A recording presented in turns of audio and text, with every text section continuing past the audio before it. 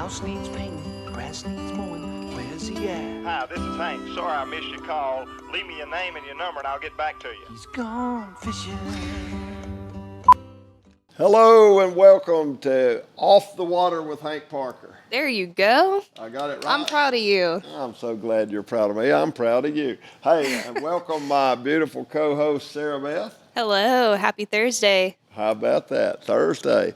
Well, it's we try to do this once a month, question and answers, and we get a lot of questions, and I make up a lot of fake answers, and if I know it, I tell it. If I don't know it, I just make something up. Yeah, you're good at that. Going on. You take after your mama.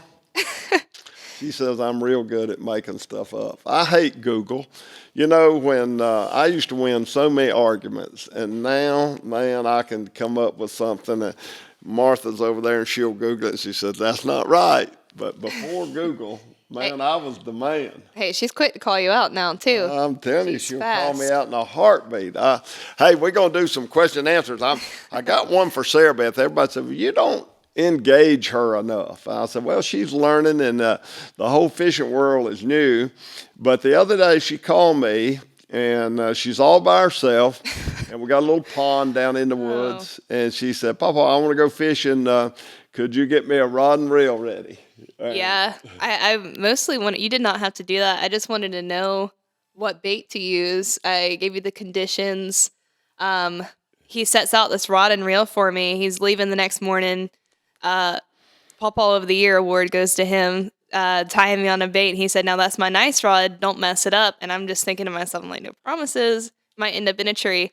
Get down to the pond, and I'm out there for 4 hours. Not a thing was biting. I caught everything but a fish in your pond.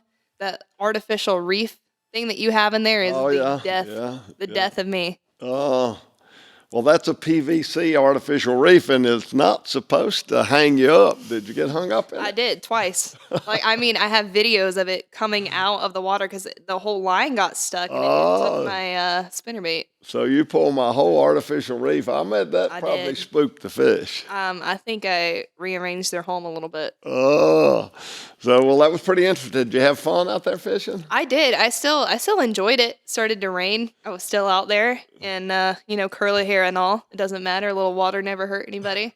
But. So I'm pretty proud of you. That's good. Go down in the middle of the woods by yourself and find a little farm pond out in the woods, and take your little spinner bug on your little loose rod and reel and get out there and catch my artificial reef and pull it up out of the water and spook all my bass. But that's okay. Mm-hmm.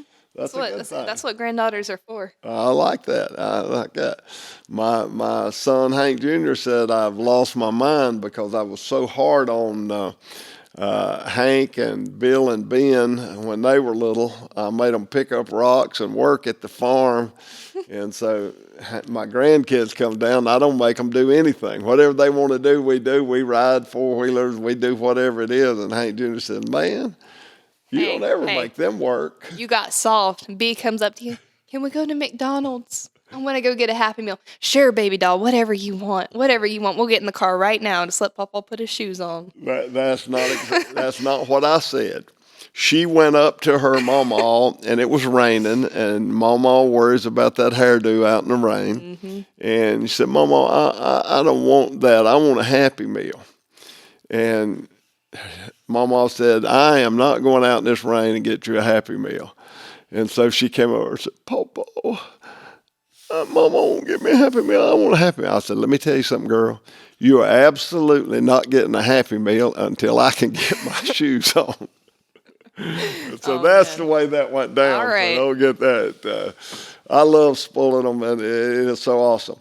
All right. We had question and answers the other day, and so I went fishing with Danny Bennett on Monday.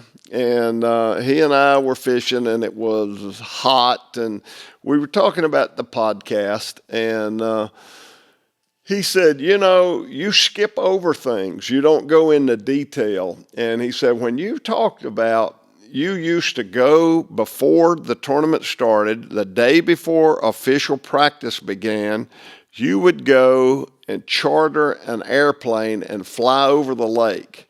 He said, I've never heard that. That blew my mind. And you just passed right over that. You didn't spend any time on that at all. And I said, well, what else? He said, man, I want to know about that. That's crazy. So tell me in detail what you did. Well, to me, it's pretty simple. If I were going to Clayton, New York to fish a bass tournament, I'd start looking for all the municipal airports around Clayton. Mm-hmm. And I would start making phone calls. And I'd find out if somebody had a charter service, if there was a pilot that was available to fly me over the lake. And then he said, so you didn't know these guys? You had no idea whether they were drunk, sober, psychopath, taking pills, how much experience they'd had on flying. You didn't know any of that. You just trust your life and go get on an airplane and pay them $300 or whatever the fee was to fly you over the lake. And that's what we did. And I remember, I was talking about New York. I remember one time I had a guy and we were scheduled to fly at 10 o'clock. I like to fly when the sun from 10 to 2 is when I like to fly. That way you had direct sun shining down on the lake and you could see things, especially in clear water. Thousand Islands, man, you could see everything. It's amazing. So right there around noon is an awesome time to fly. So I had an appointment with this guy at 10 o'clock. And so I show up at the airport at 10 o'clock and he's not there. Nor is his plane. So I'm waiting and waiting and waiting. And finally, about 1:45, this guy flies in and he comes in there and says, you Hank Parker, I'm sorry I'm late. I had some issues, but I'm ready to go. So we're up there flying around and he's talking and I'm trying to look and I'm telling him fly over there, go lower, fly higher, do this, do that. And I'm making notes on my map and I got a little legal pad. I'm making notes on my legal pad, marking my map. I'm looking and he's talking. And he said, man, I had some issues that really held me up this morning. He said, I apologize for that. And so finally I haven't been engaged in his conversation at all because I'm working, man. I'm looking. It's funny. I thought, well, I need to ask him a question, I guess, and kind of be a little bit more cordial than I'm being, kind of like I do you, where I just do all the talking. I know you like to listen to yourself talk, and little did you know this guy just duct taped his plane wing back on this morning. Exactly what happened. Exactly. He said, I said, well, what were your issues? He said, well, I had a leak in one of my fuel tanks. And, my fuel tank's in the wing. And he said, I took that wing off. And he said, I had a couple of the bolts strip out. So he said, I was trying to get those bolts put back in there where I could put the wings back on the airplane. So we're up there now. We're at about 2,500 feet flying over St. Lawrence Seaway. And I said, so you're telling me as of this morning at 10 o'clock, there wasn't a wing on this airplane? He said, oh, no, the left one was on, but this right one was where I had the trouble. And I said, oh, okay. So I was flying with the guy that just put the wing back on the airplane. Then I was at Lake Powell in Arizona, and I had a pilot, and we're flying down in these canyons. And I never told anybody this, but I get real airsick. I get seasick, and I hate to admit that. I've been seasick in a bass boat on the Great Lakes, but it just, I've always had that issue. When I was a kid, I got car sick really bad, and so every single time I chartered an airplane to fly over the lakes, I got sick. And the longer we would fly, the sicker I would get. But that's just the price you had to pay. And I knew before I ever got on the airplane I was going to get sick. And so I tried to minimize how radical we flew. I didn't tell a guy, bank it in there and put me down where I can see. I tried to stay as calm as we could. But we're at Lake Powell in Arizona, and this cat's flying in the canyon. He's making me so sick, it's unbelievable. So finally, I told him, I said, now there are a lot of people flying this lake today. If we were to meet another airplane, could we pass each other in these canyons like this? He said, Probably not. Probably not. Maybe I not. said, well, let's get above. Yeah. I don't like flying down here. No, listen, you could not pay me money to get on a airplane, especially with. That's crazy to me. That it's like, who plans out a fishing trip? It's like, you know what? Let me just rent an airplane or whatever it was that you were on, and let's go fly above the lake. I don't think a lot of people do that nowadays. Well, we did, and we'd stand in line. There'd be 8 or 10 fishermen there a lot of days, standing in line waiting on that pilot to come back with let one guy out and another guy get on. But you could find the bait. You could find where the birds are. You could see the different colors of water, where the mud line would start. If you had some mud in a river, you could see where the crystal clear water was. You could see where aquatic vegetation was growing. You could see a lot from the air, and you couldn't learn all that. When I fished, you had 3 official days of practice, and you have to determine everything in those 3 official days. And so you got to put a plan together. You got to cover the water, and so to be able to look at the entire lake, even though you got a paper map, we didn't have Google Earth. We didn't have electronic maps. We didn't have an overview.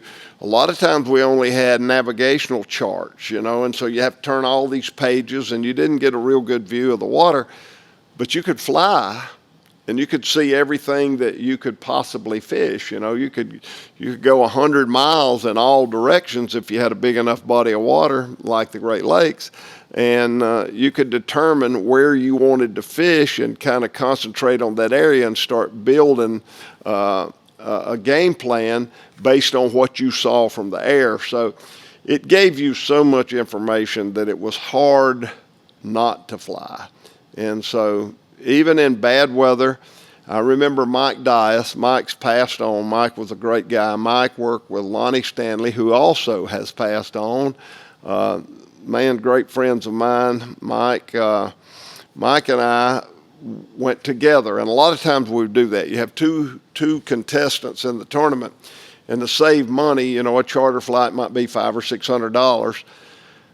So to save money, 2 of us would fly at one time and split the cost. And I remember at Okeechobee, we had a pilot, and we were at an airport that the runways were north and south. So basically, if you had a strong east or west wind, you could not fly. So it had to be a north or a south wind. To take off, if the wind's blowing out of the north, you want to fly into the wind, and that gives you lift on the airplane.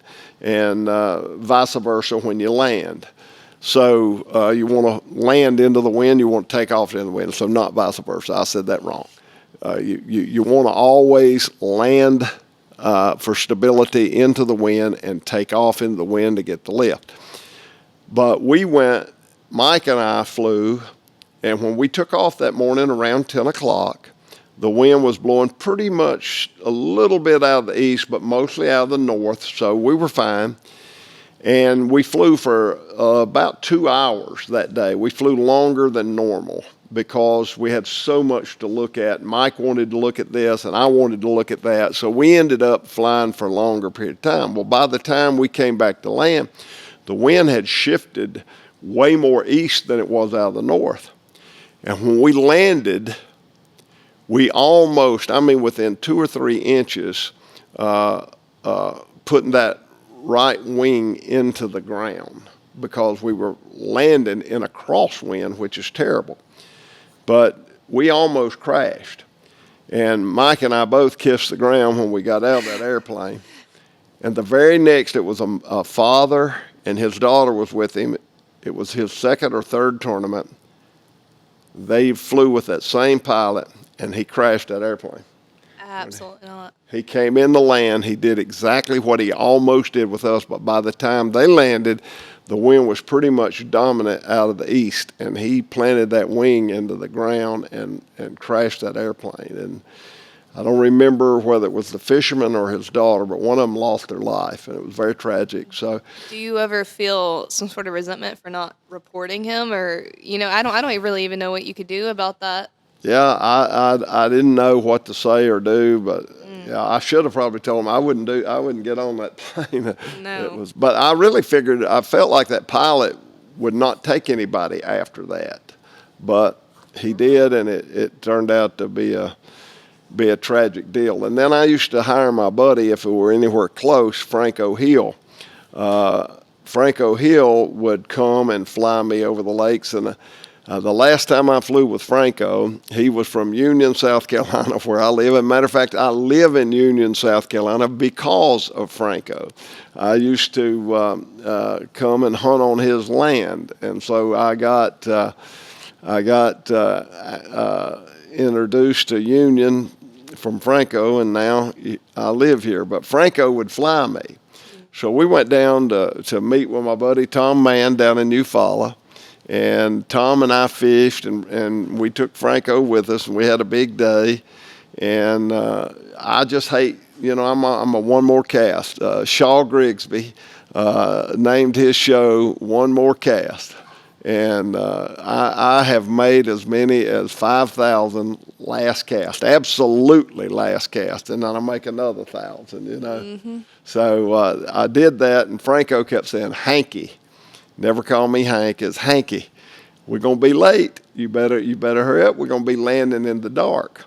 Well, Franco's little airstrip in front of his house, he would have his wife, Miss Hill, come and point her headlights. There was a swamp there, and he had his little landing strip, grass strip mowed down, and Miss Hill would come down and get next to the bottom of the swamp and shine her headlights up on the runway, and he would fly right over top of her car and land. So I did that one more cast until we were very late.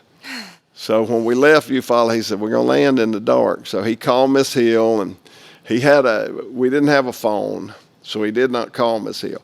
He circled his house twice.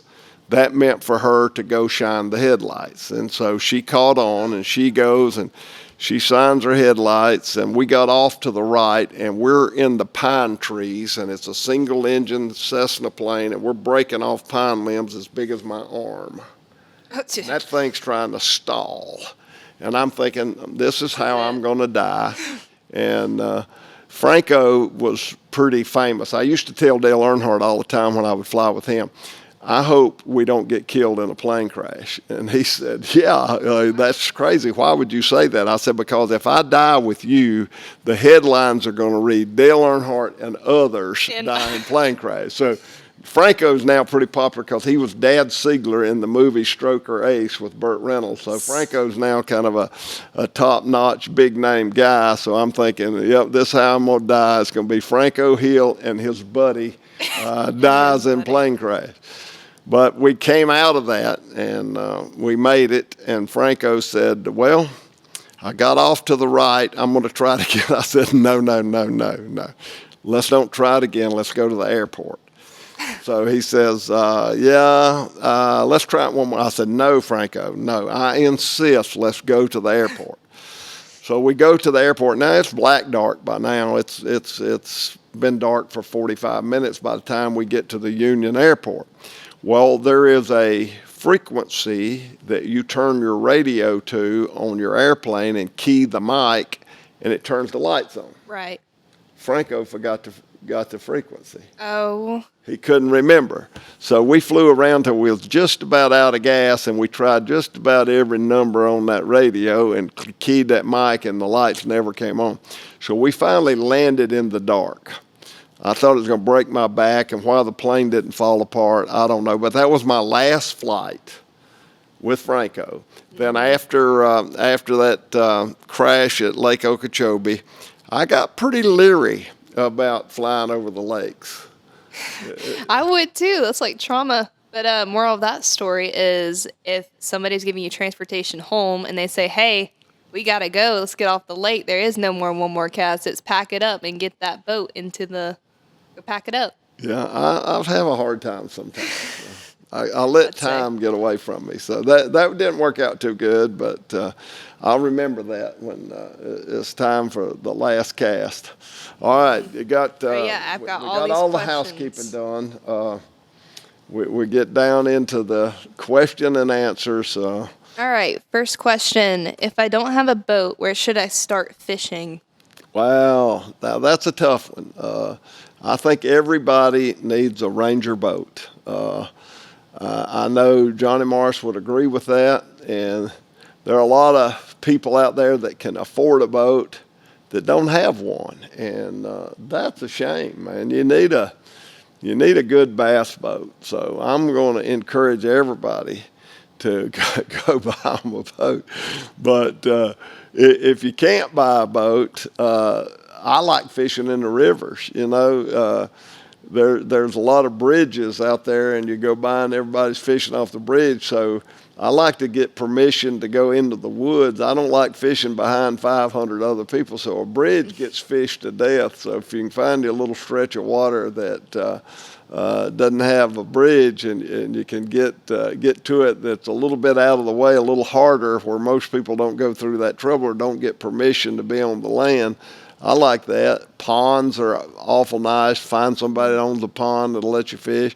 And there are a lot of public access that on public waters, lakes that allow fishing. And there are a lot of handicap piers being built. And I like that, where people in wheelchairs, it will accommodate them. They've been kind of discriminated against because it takes a lot of effort to get a wheelchair down the water. But now there are a lot of docks, and you just have to look. Different states and different lakes have more than others, but find handicap accessible docks for fishing. So it's a lot of work to find a really good place to fish on public water without a boat. I will tell you, that is a challenge.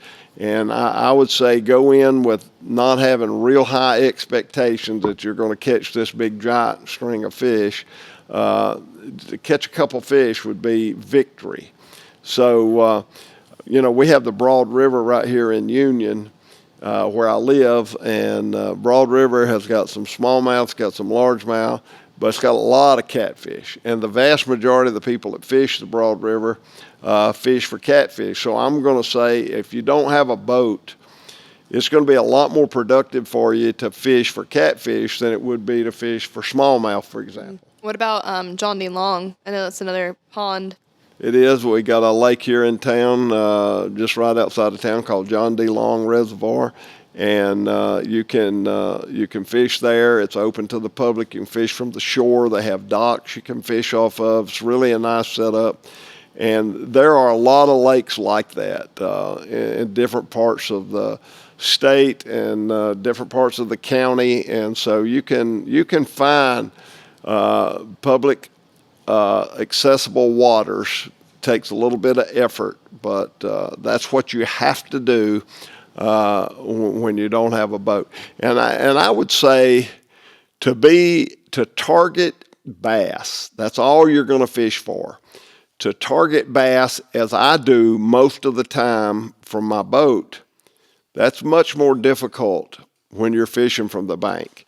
So if you don't have a certain species that you're targeting, it sure opens up a lot more opportunity for you. So catch a bluegill, catch a catfish, whatever bites is kind of my theory when I'm fishing from the shore. Yeah. All right. Well, then moving on to question number 2. When should I use a Baitcaster versus a spinning reel? That's a question that is a great question. And a lot of people, my buddy Tom Mann, I talk about Tom a lot. Tom, he never used bait casting. He hated bait casting reels. He used spinning for everything. But there is, in my opinion, a need for spinning equipment, and there's a need for casting equipment, and even spin cast. I did a crappie show with Wally Marshall, and he's got this little unique spin cast rod or reel, I should say, spin cast reel that pretty darn awesome, to be honest. I was impressed with how far it would throw, how smooth it was, and how good the drag was. Well, that takes all the effort. You don't get a loop. You don't get an overrun. It's pretty much hassle-free. So I was impressed. So there's a need, I guess, and a purpose for a spin cast as well as a spinning and a bait cast. But let's get back to the topic. The difference between a bait cast and a spinning. If you look at a spinning rod, The guides are on the bottom of the rod. Okay. So if you're fishing with extremely light line, let's say 4-pound test or 6-pound test, you want a rod that's parabolic that will bend to absorb the shock and the drag, allow the drag to work. So with that limber rod, if it were like a casting rod and the guides were on the top of the rod and that rod flexed, your line would drag on the blank of that rod and create friction and make it really easy to break your line. Versus a spinning rod, everything's on the bottom. Your line's not touching your blank, your rod. It's strictly in the guides. But if you turned that upside down, then that line's going to be dragging. You could not put enough guides on that rod if it's limber enough for 6-pound line to absorb the shock to keep from breaking the line. So your line's going to drag on your blank or on your rod. So that makes it a lot more feasible and reasonable to think, that's probably a need for a spinning rod. And a spinning rod and reel, people say, well, it doesn't make sense to me why you wind with your right hand on a bait cast, but you wind with your left hand on a spinning reel. That's crazy. Why would you do that? That makes no sense. Well, I'll explain that. On a bait casting rod and reel combination, that is a winch. That reel is made to set the hook, stick that rod in your stomach, and winch that fish in. That's what that rod and reel is designed to do. On a spinning rod, on the other hand, it's made to fight the fish with the rod, take up the slack with the reel, not do it like a bait cast reel and winch him in. I tell all these guys when I go red fishing with these spinning rods, whoa. Fight the fish with the rod and take up the slack with the reel. Well, that's the way I fish. So with a casting rod, I use a casting reel. I use my right hand because I'm winching. Mm-hmm. With a spinning, I use my left hand because I'm doing all the fighting of the fish with my right hand. So all I'm doing with my left hand is taking up that slack. So I want all the feel and all the power and all the control with that spinning rod in my right hand. Whereas with a bait casting, I'm using it as a winch, man. I'm just winching that fish in, and I'm not fighting him with the rod. So therefore, I want all the feel and the power and the control to be in my right hand. So that is the difference between a spinning and casting. And my rule of thumb with 10-pound test line, and I'm going to tell you something that has changed dramatically. The difference between, I use Trilene 100% fluorocarbon a lot. The difference between Trilene 100% fluorocarbon in 2024 versus the best Trilene line that was available in 1990, it is so superior. They have never quit improving line. Line is so much stronger, so much more durable than it was 20 years ago. So maybe I need to rethink, because I do use some 8-pound test line now on my casting rods. So let's just draw the line in the sand at 8. Anything below 8-pound test line, 8 or below, I'm going to throw on spinning tackle. I need a softer rod. I need something I can load up to throw a little small bait. And that's why I'm using that spinning rod and reel to begin with. So 8-pound line, I can put that on a casting reel, but that's the exception. Anything over 10-pound line, for sure, I'm going to use it on a casting reel. I've got winching power. Unless I'm fishing for big redfish and I'm fishing with a popping cork or something, and then I'll put 30-pound braid on a big spinning reel. But that is a total exception, and that's not bass fishing. That's fishing for reds, which I'm fixing to do in 2 weeks, and I'm excited about it. I'm like a kid in a candy store. I absolutely love it. But the heavier line allows you to be able to control that fish with a winch. The lighter line, you got to use a lot more finesse and a lot more control and be a lot more forgiving. My son Hank Jr. loves to trap fish, and he uses a fly rod, and he's good with it. I'm terrible. When I go, I use a spinning rod, but I use this little bitty flimsy spinning rod and 4-pound test line. If you tried to fish that on a casting rod and casting reel, you're going to have major problems. But it works fantastic on that little spinning. I use a little loose spinning reel, and I have no issues at all. But if you switch that around, you'd have a mess. And then if you went out and tried to flip or pitch heavy milfoil or grass with 25-pound test braided line on a spinning reel, you're going to have all kinds of issues, pitching and flipping, but it works well on a casting. So both have their purpose, and I could not fish without a spinning rod and reel in my boat, nor could I fish without a casting rod and reel in my boat. So I use them. I had a guy yesterday that I gave a little tour of my boat building, and he was looking at all my rods and reels, and he asked me about a spinning rod. And I said, man, that is a rod that I have absolutely fell in love. It's a custom light lose, 7 foot, 11 inches long. Man, that is a long rod. Man, it is so awesome. And he said, well, is that your favorite rod? I said, at times. He said, what do you mean at times? I said, this is my favorite rod when I'm flipping. This is my favorite rod when I'm throwing a Carolina rig. This is my favorite rod when I'm cranking. This is my favorite rod when I'm crappie fishing. This is my favorite rod when I'm red fishing. So I went down, I had about 25 favorite rods. Right. And so people ask me a lot about, well, do I need a spinning rod or do I need a casting rod? Well, to be honest, you need both.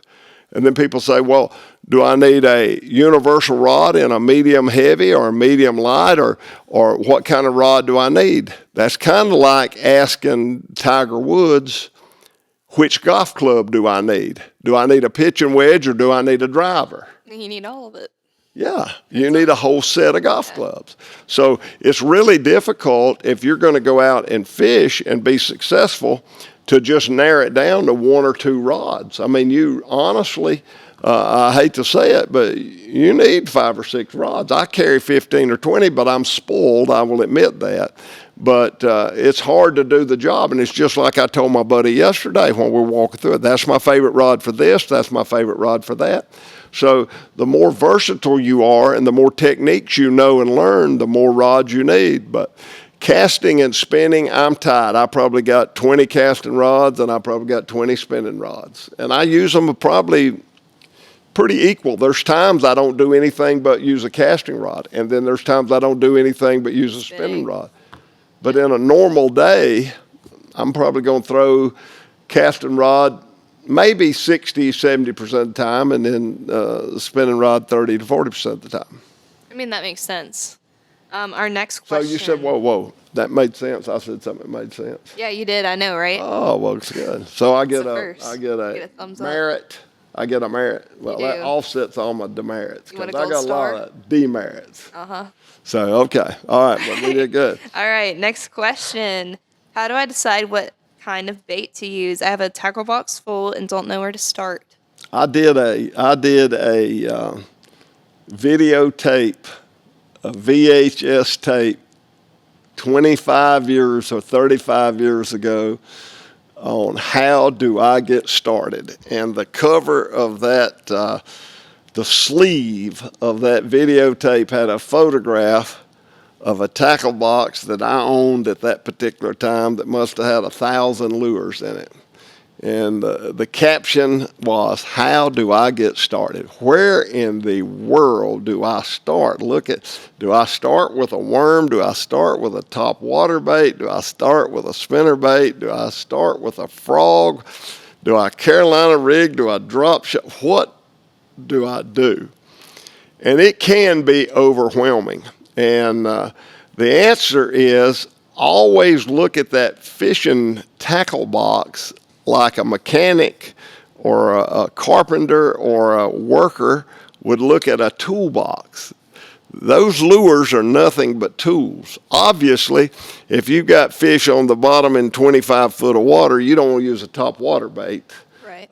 If you've got fish matted in the grass and you want to punch or drop a bait that penetrates that grass, you sure don't want to throw a big crankbait out there into the middle of that grass. You wouldn't turn the handle and you'd be hung up. So there's some obvious things that you don't want to start with. But the way to keep it straight and to make it work is to look at that tackle box as if it were a toolbox and just say to yourself, now what lure do I have that would most thoroughly fish this cover under these conditions? Right. And a lot of that, you talk about color.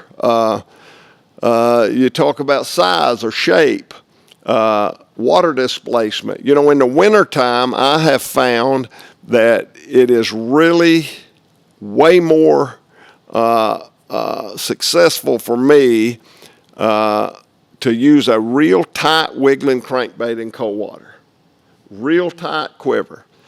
In hot water or warm water, summertime, late spring, fall, I like a crankbait that displaces a lot of water, and because the fish are more aggressive, and it draws fish closer. I got a little CT12 arc crankbait, and you can look at this crankbait and you can see that with the width and the broadness of the bill that it's going to displace a lot of water. I would not necessarily use this particular crankbait in January, February, or March. This would not be my choice. But May, June, July, it's a Like killer. super hot water, yeah. Man, it displaces a lot of water. It's got a real wide wobble, and that in itself draws a lot of fish. But in the wintertime, when the fish are more lethargic, they're less receptive to that. They want that little tight wiggle.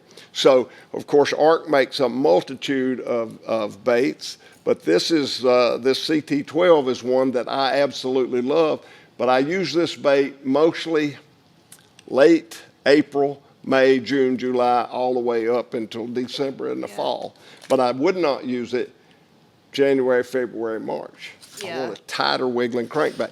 So there are a lot of exceptions, and there's a lot of complexity in choosing a particular bait. That is the cool thing about bass fishing as a whole. I just hit my mic. If you heard that, I'm sorry. I'm pretty clumsy.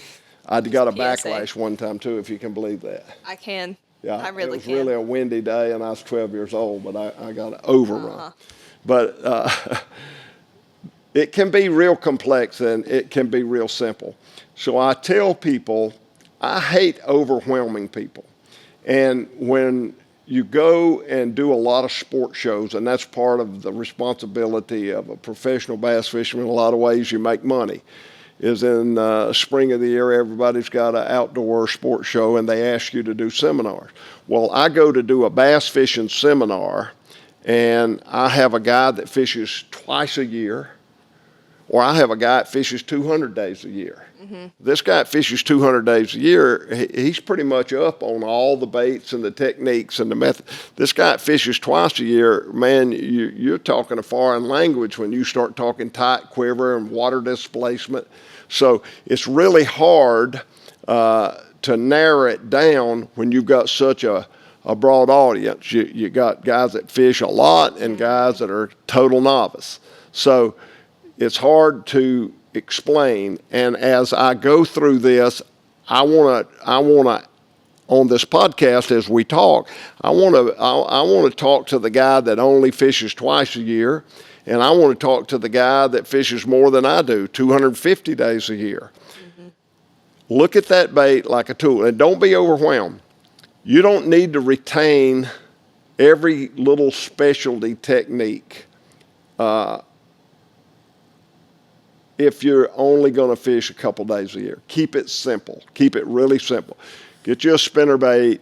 Get you a lipless crankbait, something that doesn't take a lot of people call these idiot baits. Now that little bait right there will catch a fish. It's awesome. But it's a bait that doesn't take a lot of expertise. You can do a lot with this bait. Just throw it out there and wind it. Do nothing else but throw it out there and wind it. Right. Well, if you only fish 2 days a year, that's a good bait. That's a good bait. Now, that's a great bait for a guy that fishes 250 days a year in certain circumstances, but there are better baits sometimes. But you don't need to go there if you're only going to fish a couple of days a year. Keep it simple. But I circle the wagons and I go back where I started. You fish like a bait is a tool, and you select a bait to do a job. And I simply ask myself, if I go in there and there's a brush pile and it's in 6 foot of water or 7 foot of water, and it's a thick, heavy brush, then I'll kind of know that a plastic worm or a jig or running a spinnerbait over the top may be of an effective lure. A 20-foot diving crankbait would not be the lure. Throw that out. So you just logically use what it would be out of what you know about your lures the best to fish that situation. And it's about finding bait. I did a sweepstakes with Bass Pro Shops and Coca-Cola a couple of years ago, and I say a couple of years ago, it's been about 25 years ago. And we go to Beaver Lake in the summertime. And Beaver Lake in the summertime is really difficult. And I got 2 sweepstakes winners that won this Coca-Cola thing. And they're coming in from across the country, and they think, man, we're fishing with Hank Parker. These fish are going to come out with their fins up. I'm going to be lucky to get a bite at Beaver Lake. So I'm dreading this thing, and I don't know how I got roped into it. I love Beaver Lake in January, February, and March, but not in July. So I got these guys in July, and I got lucky because we had a really hard rain the day I got there, so I knew there'd be some muddy water up the river. So I got these guys, and we're staying at Big Cedar Lodge, Johnny Morris's lodge, and we stay at Big Cedar. And so I ride, man, I go way up the river and find this muddy water, and I run in this bay, and I come out of this bay, and I run in another bay. Make a long story short, I ran in the 3rd bay, and I thought, there's some stumps in their brush pile. Now, keep in mind, this water has risen, this water is muddy, and it had been clear 2 days before.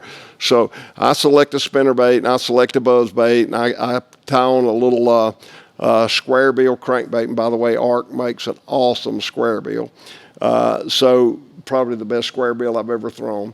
So I put on a square bill, I put on a spinnerbait, and I think one guy threw a buzzbait a little bit.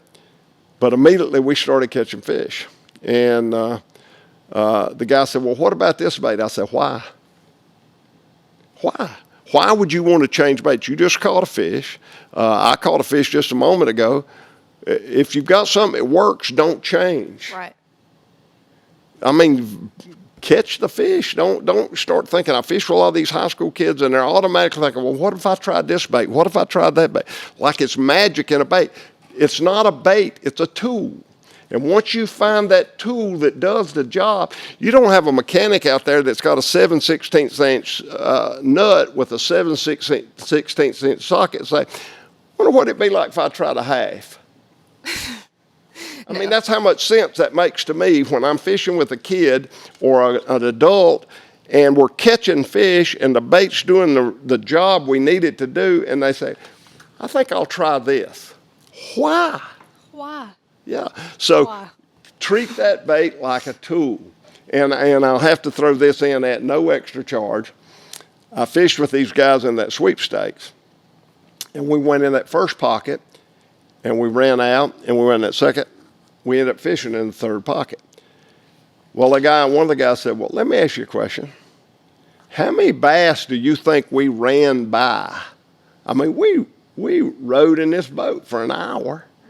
How many fish do you think we passed by to get up here? I said, a bunch. He said, well, why didn't we fish for the ones down there closer to the boat dock? I said, because the water's crystal clear, and they're extremely deep. We had all this influx water, and they're suspended all over the lake. You come up this river, and they're in bays and pockets that drive them to the shoreline. Makes it easier to catch. They said, okay, I can see that. And I said, in this muddy water, they're a whole lot easier to trick than they are in that drinking water. I mean, it looked like the sunny drinking water in Beaver Lake down next to the dam. It is crystal clear. So I said, they're a whole lot easier to trick. He said, okay, well then let me ask you this.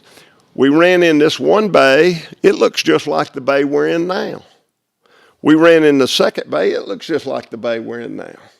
We come in here and you start fishing and immediately we start catching fish. How did you know that? And why did we not fish the first two bays? I said, well, we ran in that first bay and there were no birds. They said, are we bird watching or are we fishing? Well, we're doing both.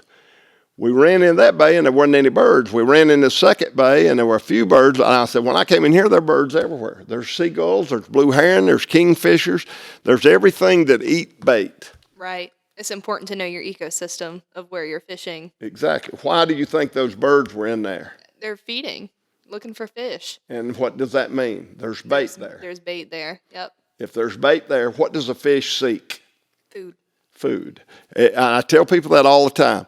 Bass, no matter where you go, whether you're in Canada or Mexico or Cuba or New York or South Carolina, food and cover. Food and cover in that order. The only time that's an exception is in the spawning season. If there's no food, there's no bass. So when you get there, if there's food, there's bass. And if there's cover, you can catch them. That goes the same way for me, too. I didn't think I'd have so much in common with the bass. I like that. So I found the food. So the bass were there. Then I found the right tool to do the job. So regardless of who you are, here's where you start. You start with trying to select a tool to do the job. Obviously, if you're fishing in heavy grass, you don't want to throw this crankbait. You don't want to do that. You want to select a bait that comes through the grass, a weedless type bait, like a plastic worm. A Texas rig plastic worm will do the job. Or a frog. Or whatever. And I have to throw this in, again, at no extra charge. I fish with 2 high school kids. I fish with high school kids every year. For the last 8 or 10 years, I try to do a show with high school kids. My heart is with high school kids. I love these kids, and they're our future. And I love to watch people get excited like I do. And these kids, they get excited when they catch fish. But I was in a situation where there was a lot of grass and we needed to use a frog. Mm-hmm. So I looked at them and they all had their tackle box. I said, hey guys, y'all got any frogs? Yeah, but I hate a frog. I said, you hate a frog? He said, I hate a frog. I said, why you hate a frog? And the other boy that was with me, he said, because we never catch anything on them. We get a lot of bites, but we don't ever hook them. We don't ever catch them.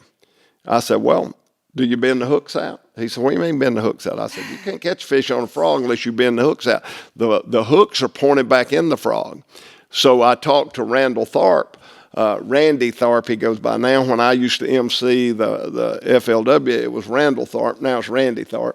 But I had Randy on as a guest, and he said, ARC is designing a new frog. And I said, man, I want to get in on that. I want a frog that when you take it out of the pack, you don't have to do anything but tie it on the hook. You do not have to bend the hooks up. Yeah. But right now, as far as Hank Parker is concerned, I don't know of any frog that is on the market that I don't have to take 2 pair of needle nose pliers and bend the hooks up where it doesn't penetrate back into the frog and I can get a hook up into the fish. Does it say it on the package that you're supposed to do that either? Not that I know of. I never read instructions. Well, I know that's true. Yeah. I'm just saying, how are you going to market something and then they're like, man, this thing's a piece of crap. Like, I mean, like those boys, you know. First of all, when my granddaughter says that, I get a bar of soap. I wash her mouth out with soap. So it's junk. Oh, yeah, you got to watch that. So it doesn't say you have to kind of learn as you go. But yes, these 2 high school boys were good fishermen, really, really good fishermen. But they had never known that. They didn't know that. And at the end of the day, they love frogs. Mm-hmm. One caught his personal best. That's a big thing with high school kids. I didn't even know what that's all about. What's your personal best? What's your personal best? What's your personal best? What are y'all talking about? What's the biggest fish you've ever caught? Oh, well, so I always give them a number that they don't conceive, 13.3 or whatever. But that's my personal best. So, but anyway, one of the kids caught his personal best on frog, so he now loves the frog. But if you didn't adapt and bend that frog out, how many mechanics are out there that have tools that they modify to do a specific job? Right. So the more advanced you become, you don't see a young person that has never worked on equipment with specialized tools. But if you'll go and find a seasoned mechanic that works on a variety of equipment, you'll find that he has certain tools that he uses that he learned to modify to do it. Same thing with the fisherman. There's no difference. My dad was an awesome mechanic. He could fix anything. And he worked on washing machines and dryers, and he worked on televisions. He worked on anything, toaster ovens.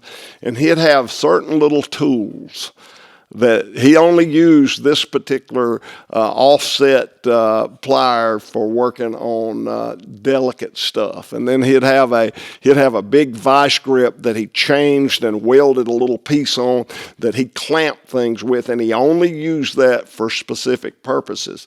So he modified his tools to do a job. Fishermen exactly the same way. You modify a tool because you understand the need and how that would improve it. So how do I get started? I go to a body of water, I open up my tackle box, and I ask myself, what lure do I have that would most thoroughly fish this particular situation? Right. And so that's how I select, and that's how I get started. Well, that's good to know. There you go, folks. All right, next question is another how do I question, or how to.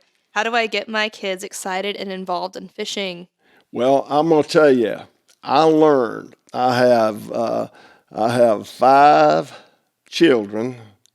When they were little, I have 8 children now with stepchildren, and I hate the word step. So I like to say I have 8 children.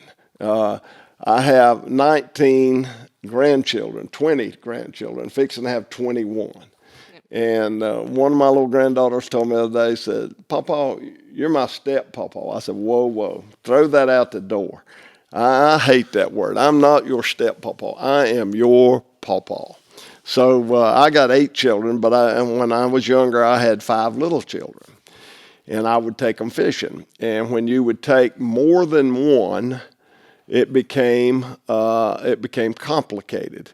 When you took more than 2, it became complete chaos.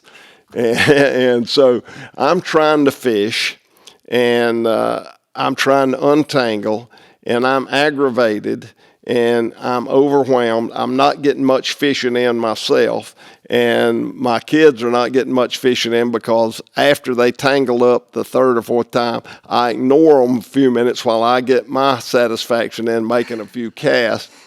So I learned real early, when you take your kids or your grandkids fishing, leave your rods and reels at home.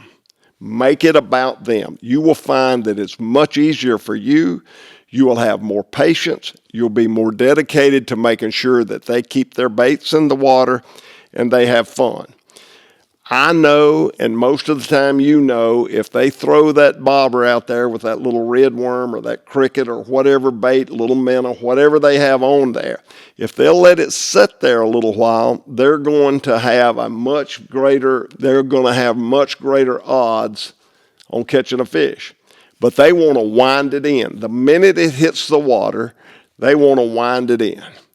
Well, that drives me as a fisherman absolutely crazy because I know if they'll just let it sit there, they'll have a whole lot better chance of catching a fish. But instead, they're going to wind it in. So I've learned it ain't about me. And it's not necessarily about catching the most fish you can catch. It's about having a good time. It's about making sure they have a good time. So first of all, leave your rods and reels at home. And if they want to throw it out there and wind it in 10,000 times, let them throw it out there and wind it in 10,000 times. It's about them. It's about having a good time. I think it's about that undivided attention as well that your kid gets, because they might think that as, oh, Dad's just using me as an excuse just to get out here on the water and fish. He doesn't care if I catch one. I mean, I think that's Take it that I way. think that's a real good analysis, and I think that probably happens more than most parents would like to admit. yeah.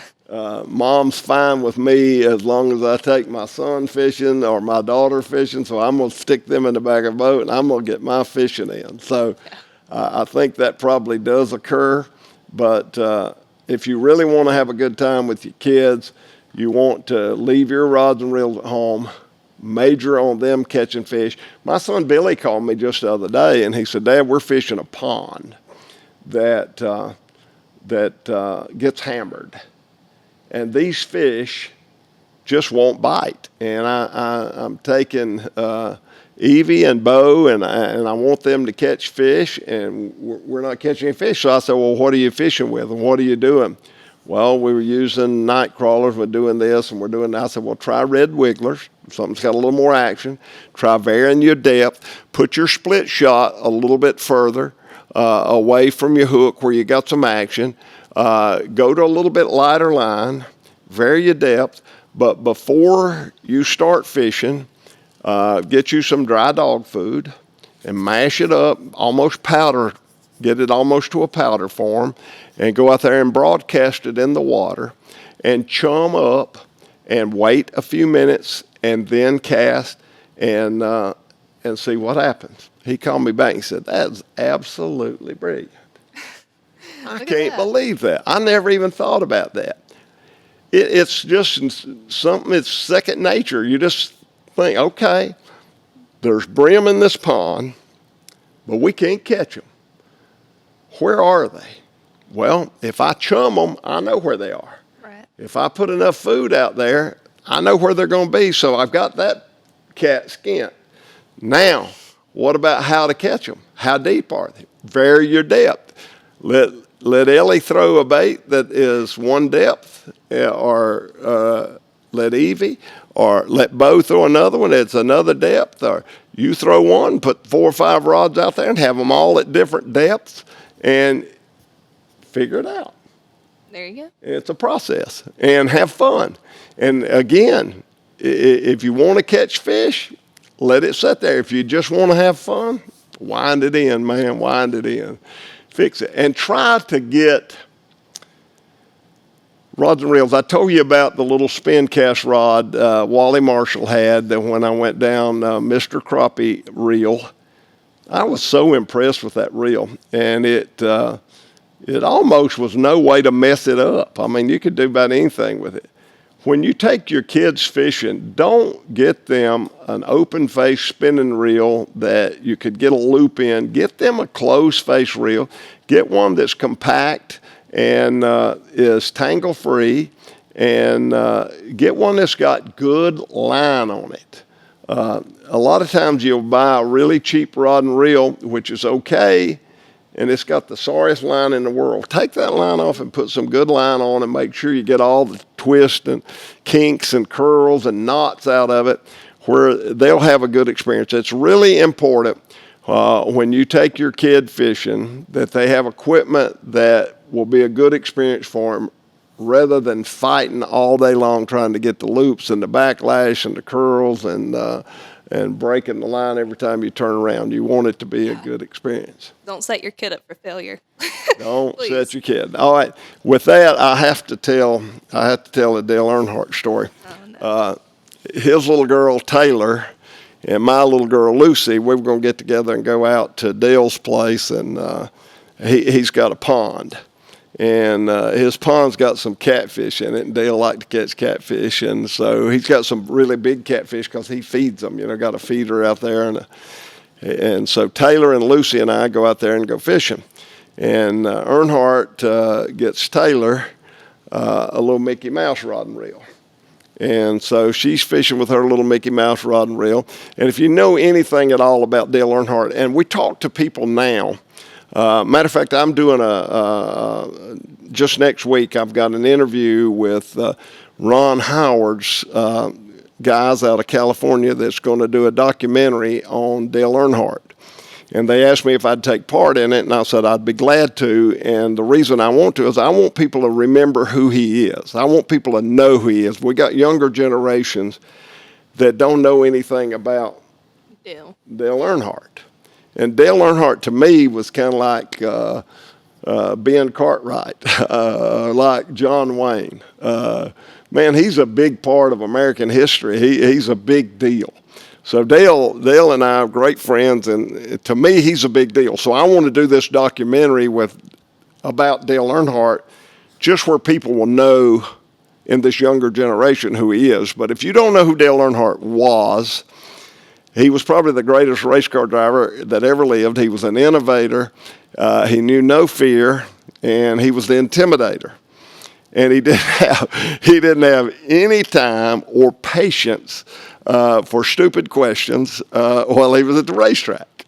And so it's very common that a commentator at the racetrack is going to ask you an absolutely ridiculous question.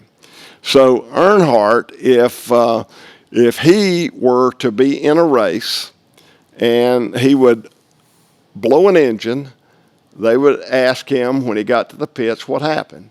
If Jeff Gordon, who was his big rival at the time, if Jeff Gordon would blow an engine, Jeff knew how to articulate to the media, and he would say something like, well, we had a valve spring break early on in the race, and we pushed because those cut points are so important that we finally broke a crank, and that took us out of the race. If you asked Earnhardt that exact same question, he'd have those gargoyle sunglasses on, he'd pull them down with his little beady eyes, and he'd look right at you and say, it blowed up. And that'd be the end of the story. What a stupid question. What do you mean what happened? I blew an engine and I'm out of the race. It blew up. And that would be the end. So I go back to my story. Taylor and Lucy and Dale and I are fishing at the pond, and Taylor hooks a catfish that's a lot more than Mickey could bear. And so Mickey just blew up. And there's little pieces of Mickey Mouse ears and all over the pond dam, and she's standing there with her broken line and her rod and reel tore all to pieces, and we're kind of giggling inside, and Dale looks at Taylor and says, what happened? And she looked at him with them little beady eyes and it blowed up.